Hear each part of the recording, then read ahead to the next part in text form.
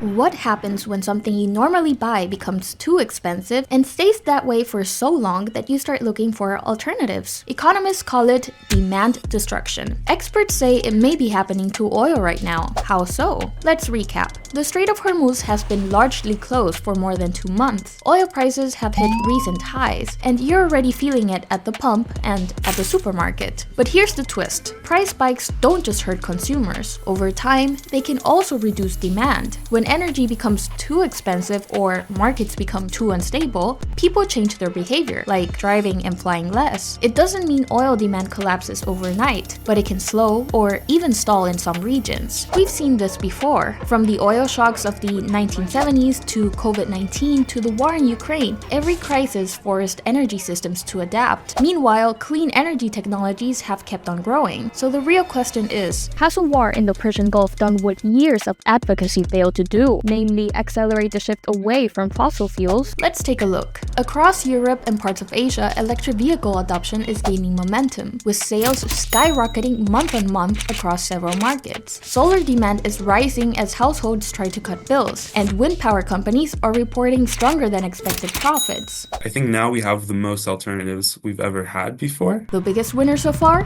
China. It dominates production of solar panels, batteries, and electric vehicles, exporting clean tech at record levels as countries rush to reduce their exposure to oil shocks. So is this shift temporary or something more lasting? I think this is a turning point where we won't revert back to the pre-war status quo. Countries are going to really start looking a lot more seriously into the alternatives. Time and again, oil has proven to be a volatile commodity. Current tensions in the Persian Gulf could mark a turning point, pushing economies to rely less on fossil fuels and move toward more secure and greener energy systems.